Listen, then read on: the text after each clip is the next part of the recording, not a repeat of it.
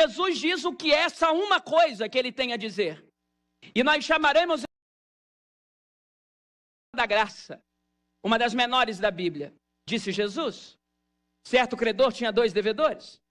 Um lhe devia 500 denários e o outro 50 denários. Pausa. Você lembra que um denário era o dinheiro que representava um dia de trabalho de um trabalhador braçal. Portanto, um dos devedores, Jesus está colocando em perspectiva, um ano e meio de salário, muito dinheiro. O outro devedor deve bem menos, a 10ª parte disso. 500 denários, aproximadamente. Bem, Jesus então está dizendo que um deve muito mais e o outro deve muito menos. Um deve 10 vezes mais do que o outro deve a 10ª parte de um. Devedores diferentes, pessoas diferentes, quantidade da dívida diferente, o que fizeram com o dinheiro diferente, mas uma coisa em comum. Repare o início do verso 42, se você tiver uma caneta, grife, se não tiver uma caneta, guarde nas tábuas de carne do seu coração, porque para mim é uma das da graça. O início do verso 42 diz assim: não tendo nenhum dos dois com que pagar. Não tendo nenhum dos dois com que pagar, perdoou a dívida de ambos. Então um devia muito mais e o outro muito menos. Pessoas diferentes, quantidade diferente, erros diferentes, potenciais de dívida diferentes, mas uma coisa em comum: nem o que devia mais e nem o que devia menos dava conta de pagar o que deve. Jesus está contando para fariseu a minha história e a sua. Jesus está dizendo para aquele fariseu: está vendo essa mulher deve 500. Essa mulher prostituiu o próprio corpo, essa mulher pecou contra si, pecou contra os outros, pecou contra mim, ela deve 500. Você, fariseu, apesar de toda a sua bondade, apesar do seu status social, você também é um devedor. Agora, você deve muito menos do que ela. Mas eu quero lhe dizer que entre essa mulher e você existem muitas diferenças, mas uma coisa em comum: nem você nem ela pagam o que me deve. O que é isso? Algumas pessoas tiveram o privilégio que eu não tive e nasceram num lar evangélico e se entregaram a Jesus e viveram no berçário da igreja, fizeram todo o nosso currículo, participaram de todas as nossas programações, guardaram cinzentas da corrupção do mundo. Louvado seja Deus, eu não tive esse privilégio, o meu filho tem. Sabe o que essas pessoas são à luz de Romanos capítulo 3, versículo 23? Pecadoras. O mais devoto, beato evangélico é um pecador. O maior esquentador de banco de igreja é um pecador. O maior servo da igreja é um pecador. Agora, eu concordo que essa turma deva 50, claro. A gente não vai em bar, a gente não vai em boate. Glória a Deus, tenho o maior orgulho disso. Agora, outras pessoas, até se entregarem a Jesus, já chegam na fase da sua maturidade. Erraram. Erraram com o corpo, erraram com a moral, erraram com a família, erraram com tudo. Chegaram para Jesus marcadas, chegaram para Jesus cheia de retaliação da vida. Chegaram para Jesus cheias e cheias e cheias de desventuras, de caminhos mal percorridos. Sabe que essas pessoas são pecadoras. Agora eu concordo, elas devem 500. Deve muito mais do que a turma que cresceu na igreja. Entre essas duas turmas há diferenças importantíssimas. É bem melhor ser daqui. É menos trauma para administrar, é menos marca no corpo, menos marca na alma, menos marca no espírito. Eu estou criando meu filho para ser dessa turma, um pequeno pecador apenas. Porque pecador todos somos. Agora, a turma da cá está toda marcada e retalhada. Eles devem 500. Ah, mas existe uma coisa em comum entre essas turmas. Nem os que devem menos e nem os que devem mais dão conta de pagar o que devem a Deus. Deus mandou Jesus para pagar. Você sabe o que Jesus está nos ensinando? Não se escandalize, ou se quiser se escandalizar, se escandalize com este livro e não comigo. Que existe uma coisa em comum entre o homem mais honesto e puritano dessa cidade e o criminoso mais inescrupuloso dessa cidade. Existe uma coisa em comum entre ambos: nenhum nem outro paga o que deve a Deus. Seu dinheiro não paga? Sua oferta não paga? Suas obras não pagam? Nada paga. Você não consegue pagar. Aí você dirá para mim assim, mas pastor, que conversa torta. O senhor está dizendo para mim que as crianças são pecadoras? Da mais alto grau. No departamento infantil dessa igreja acontece o mesmo que acontece na minha, quando uma criança cai, a outra ri. E a pergunta é, quem que ensinou uma criança a rir da dor do outro? Ninguém precisa ensinar, ela já nasceu sabendo. Depois de Gênesis capítulo 3, que é a queda da raça humana, todo mundo já nasce pecador. No seu sangue tem glóbulos brancos e vermelhos, hemácias e pecado. O pecado já nasce no seu DNA. Quando o salmista diz, em pecado me concebeu a minha mãe, ele não está dizendo que a mãe aprontou. Ele está dizendo, eu já nasci um pecador.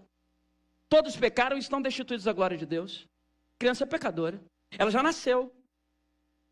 Eu atendi uma avó no gabinete pastoral, pastor Marcelo, desesperada. O desespero da avó era o seguinte, o netinho dela aprendeu a falar. Foi na sala e disse, vovó, eu quero um doce. Ela falou, só seu pai deixar. A família mora num apartamento grande lá em Guarapari, do lado da sala tem um escritório do pai. Aí o menino foi no escritório do pai e disse assim, papai, vovó falou que se o senhor deixar ela vai me dar um doce. O pai falou, não! Só final de semana, eu já te falei, menino, a avó ouviu. Aí o menininho vem, mal aprendeu a falar e diz, vovó, papai deixou, me dá o doce. Ela marca um horário no gabinete pastoral da igreja porque ela quer entender essa peripécia. E qual é a indignação dessa avó? Ela disse assim, como é que esse menino aprendeu a mentir? Ele ainda não foi para a escolinha. É casa, igreja, casa. Supervisão da gente o tempo todo. Ele não tem nenhum contato externo que não seja com a nossa família e com a igreja. E o melhor que ela me disse, nós nunca mentimos na frente dele. Eu pensei, quer dizer que nas costas é uma miséria, mas na frente eu nunca menti. Eu falei, minha senhora, a senhora não precisa ensinar o seu neto a mentir. Ele já nasceu sabendo. Ele já sabeu nascendo mentir. Já nasceu sabendo rir da dor do outro. O que é a pirraça, senão a manifestação plena do pecado? Eu estou com um pecador de 1 ano e meio lá em casa. Todos pecaram. Ou Jesus paga o seu débito, ou não tem recomeço para você. Colossenses capítulo 1 diz que ele nos transportou do império das trevas para o reino do Filho do seu amor, em quem nós temos a redenção e a remissão dos pecados. Ele é a imagem do Deus invisível, ele é o primogênito de toda a criação. Porque aprove a Deus que nele residisse a plenitude, que havendo feito a paz pelo sangue de sua cruz, reconciliasse em Cristo consigo todas as coisas, quer sejam as que existem nos céus, quer sejam as que existem na terra. Somente a graça, somente a graça, somente a graça e nada além da graça. Saber o evangelho da graça é uma libertação. Tira de nós o senso de credores. Tira de nós o olhar altivo para quem está no caminho errante. Tira de nós a soberba espiritual, a arrogância gospel. Saber o evangelho da graça, que nos ensina que todos nós fomos igualmente nivelados como gente que não consegue pagar o que deve. Você não dá conta de pagar o que deve. As pessoas que fizeram as maiores atrocidades sociais não dão conta de pagar o que devem. Eu não vim aqui falar de justiça, eu vim aqui falar de graça. Conhecer o evangelho da graça não me permite vestir um terno de credor. Conhece gente que é credora? Quem é seu amigo de verdade? É aquele que você passa anos sem falar e quando você telefona ele diz alô do outro lado. Agora tem amigo que é credor. Quando você telefona ele já tem dizendo, eu fiquei doente, você não me ligou, eu precisei de você, onde é que você estava? Quando é que você estava? Você não me liga, você me abandona? É um amigo ou um agiota? Credor. Eu não sei se acontece aqui em São Paulo, mas eu conheço casais que um cônjuge só está feliz quando o outro erra. Porque precisa saber que o outro deve. Se o outro para de me dever, acaba a felicidade. Eu tenho o maior prazer que o outro tenha que me pedir desculpas. Porque eu sou um credor. É maravilhoso. Tem gente que se o marido ou a esposa parar de errar, não tem mais história para contar. Perdeu o vício da vida. Porque a história é só como o outro é devedor e como eu sou um credor. Conhecer o evangelho da graça tira de nós a soberba. Nós fomos todos igualados em Gênesis 3. Pecadores. Os teólogos chamam isso de depravação total. Todo ser humano nascido depois do Jardim do Éden nasce com pecado no sangue. Não tem como evitar. O primeiro assassinato da Bíblia, depois da queda, não foi entre facções. Não foi entre os comandos do tráfico. O primeiro assassinato da Bíblia foi um irmão matando o outro. Pecado. Pecado. Pecado. Jesus está ensinando para aquele fariseu: meu filho, eu não aprovo o que essa mulher fez. Meu filho, eu tenho nojo do que essa mulher fez. Agora eu não tenho nojo dela. Porque para ter nojo dela eu tenho que ter nojo de você. Você não dá conta de pagar. Você não dá conta de pagar. Agora Jesus faz uma pergunta, repare comigo o final do verso 42. A pergunta é: qual dos dois o amará mais? A resposta no verso 43 é uma ironia. O fariseu responde: suponho que o que mais foi perdoado. E a réplica de Jesus diz: julgastes bem. Julgar aqui é sinônimo de discernir. Você discerniu bem. E a partir do verso 44, Jesus nos ensina as marcas do Evangelho da Graça. As marcas do Evangelho da Graça.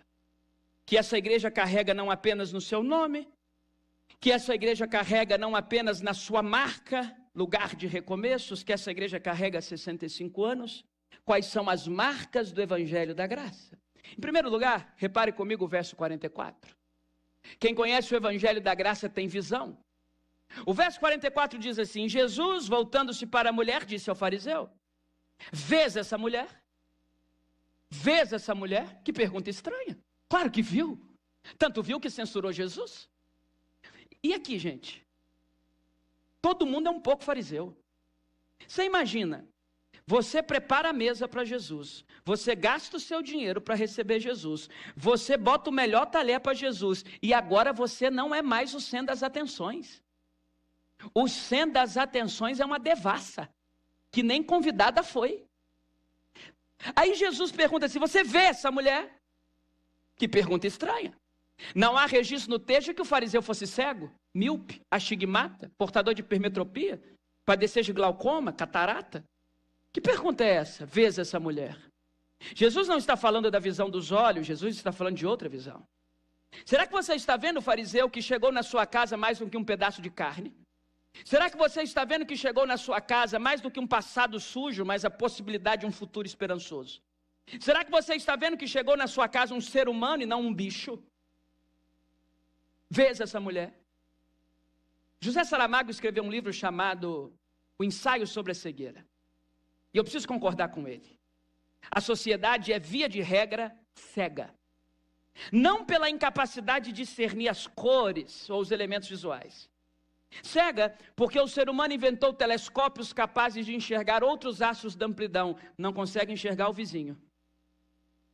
O ser humano criou um aparelho que daqui da Terra vê outro planeta, mas esse mesmo ser humano não enxerga o vizinho que tem.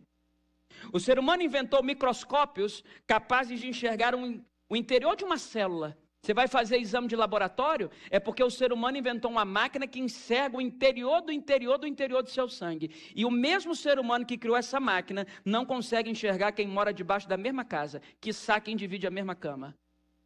Eu conheço um monte de mulher viúva de homem vivo. Eu conheço um monte de homem viúvo de mulher viva. Eu conheço um monte de filho órfão e os pais estão vivos, mas são cegos. Quando nós conhecemos o Evangelho da Graça, caem as escamas dos nossos olhos e nós conseguimos enxergar as pessoas. A sociologia moderna cunhou um termo chamado invisibilidade social. São as tantas pessoas que passam por nós nas ruas de São Paulo e nós não as vemos. Os nossos olhos enxergam, mas nós não vemos. Tomaram escolhas diferentes da nossa, tem grau de instrução diferente do nosso, às vezes simplesmente porque tem uma cor de pele diferente da sua. A gente não enxerga. Cegos. Ah, mas quem conhece o Evangelho da Graça tem visão. Aí você me pergunta, por quê? Porque quem conhece o Evangelho da Graça se entregou a um Deus que vê. Você não serve a um Deus cego. Gênesis 16, 13. Agar está perambulando pelo deserto, humilhada pelo seu patrão, rechaçada pela sua patroa, grávida, abandonada. E ela diz em Gênesis 16, 13, ao teu encontro com o Senhor: tu és o Deus que vê. E quem serve a um Deus que vê tem que ter visão. João 1,48, Filipe encontra Natanael e diz: nós encontramos aquele de quem os profetas falavam. De onde ele vem? De Nazaré. Natanael é elitista, preconceituoso, diríamos hoje xenofóbico. Pode porventura vir alguma coisa boa de Nazaré? Porque Nazaré era subúrbio, Nazaré era periferia. Os principais distritos da colônia Israel: Judéia, onde estavam os granfinos, Galiléia, onde estava Ralé. E a Galiléia onde estava Ralé tinha a Alta Galiléia e a Baixa Galiléia. A Alta Galiléia, diríamos, era do pobre premium, o pobre que começou a ganhar um pouco mais. A Baixa Galiléia era do pobre. Nazaré estava na Baixa Galiléia. O Natanael não conseguiu entender que o Salvador do mundo veio do subúrbio. Mas o detalhe mais impressionante para mim é que a Bíblia diz que Natanael era da Galiléia. O pobre falando outro. Aí quando Jesus vê aquilo, e como ninguém é perfeito e todo mundo tem pé de barro, Jesus fala bem de Natanael: eis um verdadeiro israelita de quem não há dolo. Natanael quer saber: de onde esse homem me conhece?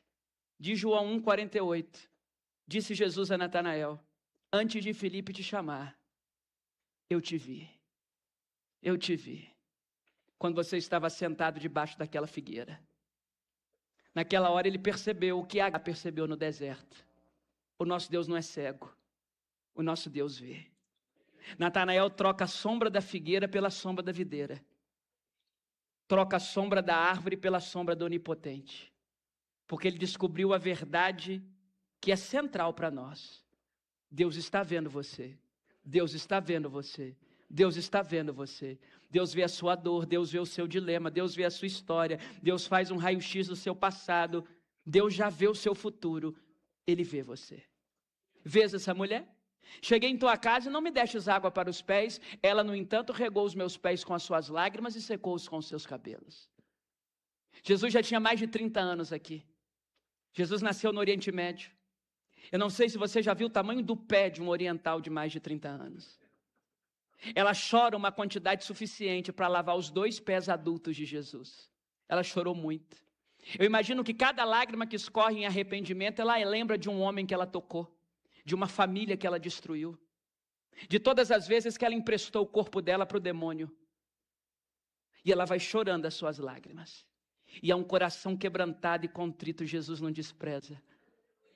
Depois ela pega a parte mais íntima do corpo de uma mulher judia, os seus cabelos, e ela seca os pés de Jesus. Os pés que fazem da nuvem o seu tapete. Os pés que já existiram desde antes do jardim do Éden. São lavados pelas lágrimas de uma rameira. Esse é o evangelho da graça. Mas em segundo lugar, repare comigo o verso 45. A segunda marca do evangelho da graça é o afeto. Agora Jesus olha para Simão e diz: não me deixes um ósculo. O que é um ósculo? Beijinho, muito especialmente no rosto. Ela, desde que cheguei, não cessa de me beijar os pés. Os pés mais santos que já pisaram a terra dos viventes, agora estão sendo tocados pelos lábios mais impuros de Israel.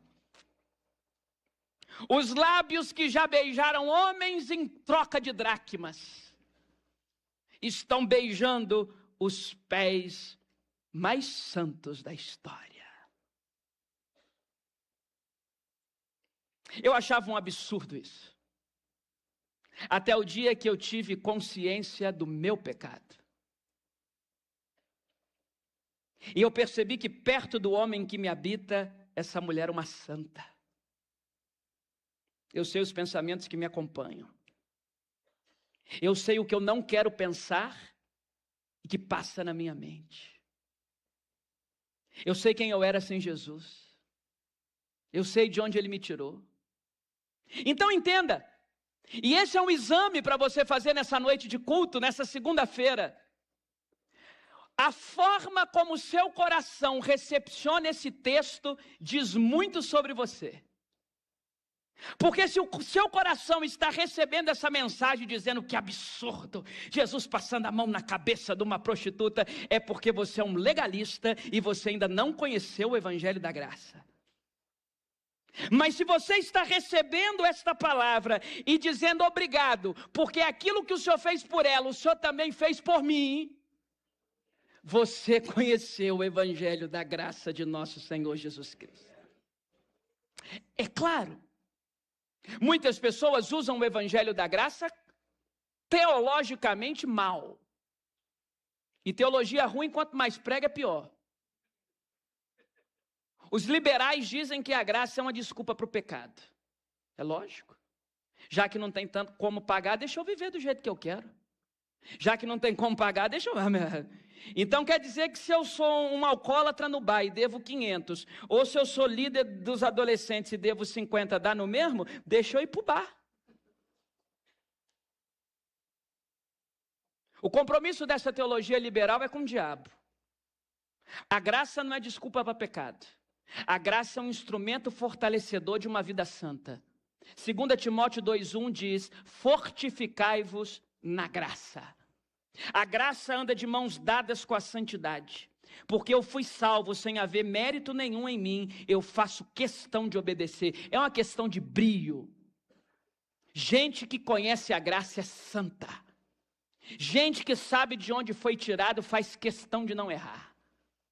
A graça não é desculpa para pecado. A graça anda de mãos dadas com a santidade. E agora Jesus está reclamando com o fariseu que o fariseu não deu um beijo no rosto dele. Das duas, uma. Ou Jesus estava num dia mais carente, ou ele está nos ensinando uma verdade. Que quem conhece o Evangelho da Graça consegue dar afeto para o outro. Você preparou mesa, você investiu dinheiro nesse jantar, mas você não me beijou. Essa mulher não cessa de me beijar os pés. Quem conhece o Evangelho da Graça tem sorriso no rosto e brilho nos olhos. Quem conhece o Evangelho da Graça não destrói os outros com a palavra, mas constrói. Quem conhece o Evangelho da Graça, sorri, abraça, acolhe. E aqui eu não estou falando de traço de personalidade, porque há pessoas que são naturalmente mais tímidas, há pessoas que não gostam do toque, e não há problema nenhum nisso, Deus te criou assim. Mas tem como você distribuir afeto sem abraço e sem beijo. Você pode distribuir afeto com olhar, com a gentileza. Afeto. Quem conhece o Evangelho da Graça tem afeto. Eu moro numa cidade de 120 mil habitantes. Uma pequena cidade. Eu passava esses dias na principal rua da cidade. E eu vi um homem conversando com mais 3 pessoas, em frente a uma banca de jornal. E quando eu estava passando, eu via que de longe um homem me encarava, mas não falava comigo. Eu sou pastor da primeira igreja da cidade, numa cidade pequena, as pessoas, algumas me conhecem. E quando eu vi que ele me encarava, mas não queria falar comigo, eu usei a minha boca para abençoá-lo. Eu disse: meu irmão, você é uma bênção, e tudo que você tocar, prospera. E fui-me embora. Domingo eu estou na igreja, o homem chega lá. Pastor, estou vindo para essa igreja. Eu falei: foi o jeito mais fácil de pescar alguém. Deixa eu te contar uma coisa, pastor. Eu sou corretor de imóveis. Tem corretor de imóveis aqui? Eu estava conversando com os 3 compradores do negócio da minha vida. E eles estavam desistindo da compra. Financiamento, sabe como aprova tudo? Financiamento aprovado, tudo aprovado. Gostaram, tudo, levaram a família para conhecer. Mas na hora da gloriosa comissão, na hora de assinar o papel, não foi. Então a gente estava ali se despedindo. Mas os 3 te conheciam. E quando o senhor passou e disse que eu era uma bênção e tudo que eu toco prospera, eles resolveram comprar, voltar atrás. Agora eu estou vindo para essa igreja. Porque eu gostei disso. Meu irmão, de lá para cá, eu ando pelas ruas de Guarapari igual um louco, dizendo: você é uma bênção, você é uma bênção, você é uma bênção, você é uma bênção. Porque o Evangelho da Graça faz isso com a gente. Não é confissão positiva, não é poder de palavra, não. A palavra que tem poder é essa. É gentileza, é elegância, é educação, é fineza. Afeto. Terceiro lugar. Repare comigo, por favor, o verso 46. Quem conhece o evangelho da graça tem unção. Agora Jesus diz, não ungistes a minha cabeça, ela derramou bálsamo sobre os meus pés. Jesus está dizendo assim, você não me ungiu, essa mulher me ungiu. Ela chega com um vaso de alabastro pendurado na cintura, provavelmente. Via de regra, o vaso de alabastro precisava ser quebrado para que o seu líquido fosse derramado de uma vez só. Ela derrama tudo que tem sobre Jesus. Ah, meu irmão, e leia toda a Bíblia. Não há um texto que mostre Pedro, porta-voz do colégio apostólico, ungindo Jesus. Não há um texto que mostre João, o discípulo amado, ungindo Jesus. Não há um texto que mostre Tiago, seu irmão, ungindo. Mas está aberto aí na sua Bíblia. Em Lucas 7,46. Jesus sendo ungido por uma mulher pecadora. Isso é o evangelho da graça. Porque ela é uma pecadora em arrependimento. Porque ela está se quebrantando. Porque ela cansou da vida que levou. Porque ela conheceu a graça. O que é unção? Unção é revestimento de poder. A nossa declaração doutrinária, que eu sei todos aqui já leram, como bons batistas, no capítulo sobre salvação, ela apresenta alguns conceitos. Salvação, justificação, regeneração, santificação e glorificação. A salvação é classificada como um ato. A santificação como um processo. A glorificação como um estado. Então eu sou salvo por um ato. Quando o ato da salvação acontece, eu inicio um processo de santificação que só acaba quando Jesus me chamar e eu receber um estado de glorificação no meu corpo. No ato da salvação, o crente recebe o Espírito Santo. No processo da santificação, o crente se enche do Espírito Santo. Todo crente tem o Espírito, nem todo crente está cheio do Espírito. Não vos embriagueis no vinho, com o qual há contenda, mas enchei-vos do Espírito. Uma coisa é ter o Espírito, outra coisa é ser cheio do Espírito. Eu fui pregar a Magnani no norte do Brasil. Uma igreja bem estruturada como essa me convidou, mas me perguntaram se eu poderia pregar numa outra igreja cujo culto começava mais tarde. Eu digo, claro, vamos lá. Eu chego lá, uma garagem lotada, quente, um calor subsaariano. Não tinha piso no chão, chão batido. Parede sem reboco. Não tinha instrumento de som, caixa de som, era um negócio desse tamanho assim que tocava playback, porque não tinha banda, tinha CD. Para os mais novos, CD era um objeto redondo com um orifício no meio que reproduzia sons e armazenava arquivos. E esse playback arranhado e dessa caixa, porque não tinha sistema de som, saíam 2 microfones com fios, cujas cápsulas estavam todas enferrujadas, pré-tetânicas, nas mãos de 2 senhoras, eu não entendo de música, mas absolutamente desafinadas. O playback arranhado ia para lá, as senhoras iam para o outro lado. Quando terminou aquele caótico momento de performance musical, o dirigente do culto veio me convidar a pregar. Ele era analfabeto. No mínimo, semi-analfabeto. Conjugava os verbos todos errados, falou meu nome errado. E eu sei, irmãos, que naquele lugar todo precário eu tive a experiência que nunca tive, e olha que pela graça de Deus já tive oportunidade de pregar em grandes auditórios, em igrejas lindas como essa. Quando eu abro a Bíblia, eu não consigo começar a ler o texto. Eu fui tomado por uma presença tão forte do Espírito Santo de Deus naquele lugar, que eu só sabia chorar, e eu não conseguia engatar a leitura do texto bíblico. Eu venho de uma infância muito difícil, muito dura, muito escassa, muito problemática e disfuncional. A vida me ensinou a chorar pouco. Naquele púlpito eu chorei as lágrimas que estavam agarradas há muito tempo. E o Espírito Santo me deu uma grande lição. Aquele lugar não tinha reboco na parede, aquele lugar não tinha piso no chão, aquele lugar não tinha gente talentosa, aquele lugar não tinha sistema de som, aquele lugar não tinha um ventilador, aquele lugar estava cheio da presença do Espírito Santo de Deus. E isso basta. Deus não se encanta com os castelos que a gente constrói. Deus quer um coração pegando fogo. O problema é que no domingo seguinte eu cheguei na minha igreja. E o meu ministro preparou a orquestra mais linda que eu já vi na vida. Tinha mais violino do que gente. Instrumento de sopro. Nós tínhamos acabado de comprar um sistema de som que custou mais de R$ 1 milhão. Uma gente talentosa, linda, bem arrumada. A elite da cidade naquele auditório, com cadeiras acolchoadas, com ar-condicionado, que dá até problema, que tem gente que acha que está frio. E eu não senti nada. Nada. Nada. Eu me ajoelho no local que eu oro antes do culto e falo: Senhor, eu não sou um profissional da fala. Eu não vim aqui repetir palavras porque tem um salário no final do mês. Se eu não sentir a tua presença, eu não posso pregar. Deus falou para mim: se você tiver o coração daquela garagem, eu vou estar com você. Você precisa da unção do Espírito Santo. Retórica, um monte de palestrante tem. Falar bonito, um monte de filósofo fala. Ter aplauso de auditório, um monte de gente tem. Deus está atrás de crentes com a unção e cheios do Espírito Santo. Em quarto lugar, repare comigo, caminhando para concluir, o verso 47. A quarta marca do Evangelho da Graça é o perdão.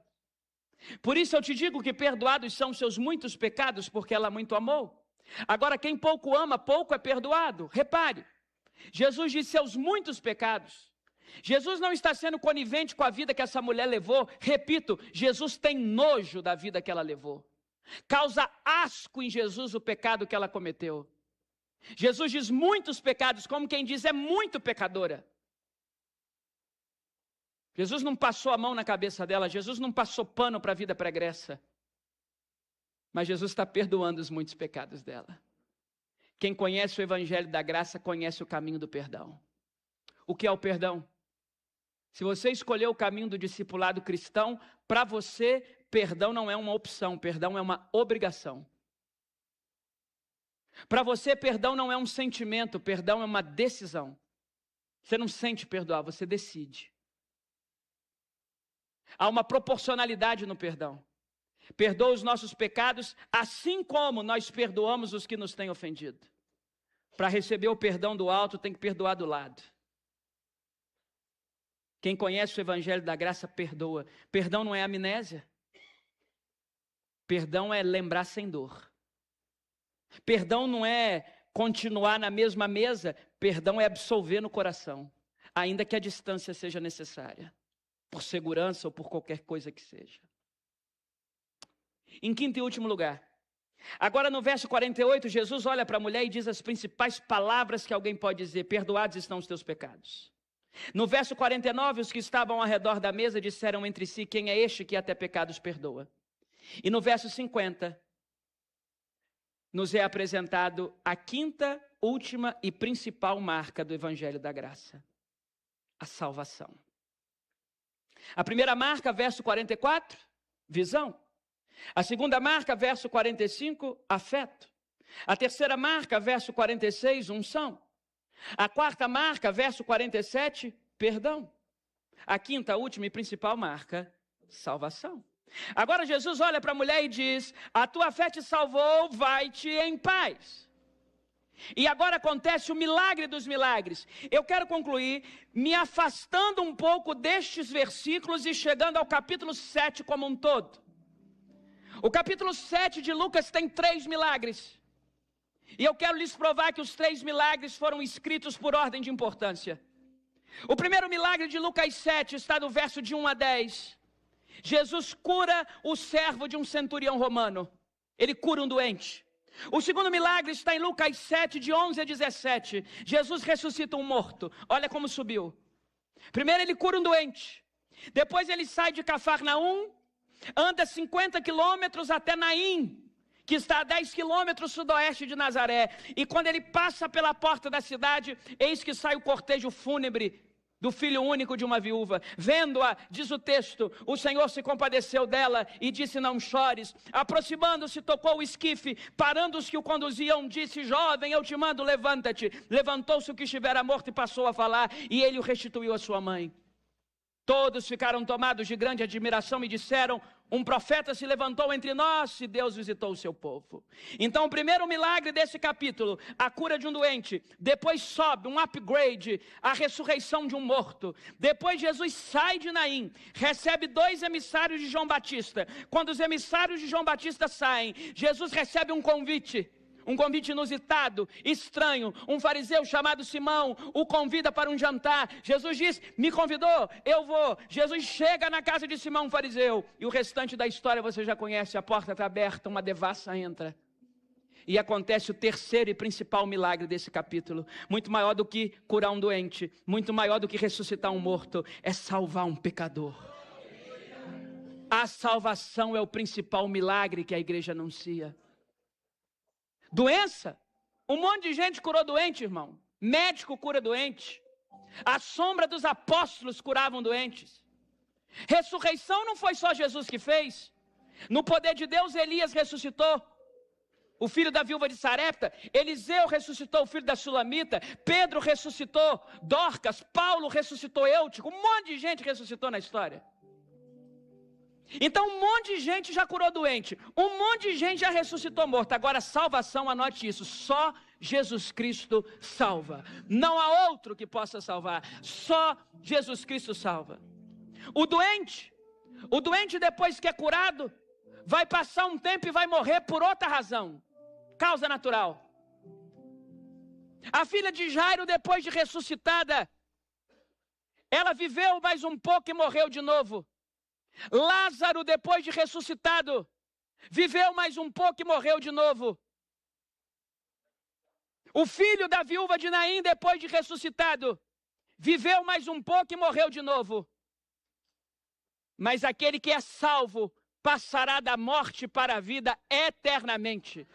Eu sou a ressurreição e a vida, disse Jesus. Quem crê em mim, ainda que esteja morto, viverá. E todo aquele que vive e crê em mim, não morrerá eternamente.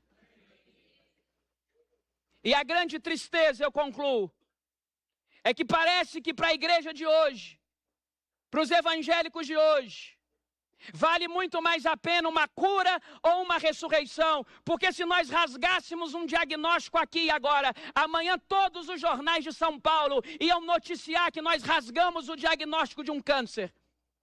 Se chegasse aqui um cadáver e nós impuséssemos as mãos e o cadáver levantasse, todos os jornais desse país fariam dessa igreja uma igreja famosa. Agora o que não dá aplauso mais, o que não dá like mais, o que não dá manchete mais, é quando todos os domingos o milagre dos milagres acontece. Gente é salva, gente é retirada do inferno, gente tem o seu nome escrito no livro da vida. Parece que isso não chama mais a nossa atenção. A principal marca do Evangelho da Graça é a salvação. A minha oração é que essa igreja, pastor, continue anunciando essa santa palavra. Que Deus cure doentes, eu creio que Ele cura. Que Deus ressuscite mortos, eu creio que Ele ressuscita. Ah, mas que essa igreja vibre todas as vezes que o inferno perder mais uma pessoa.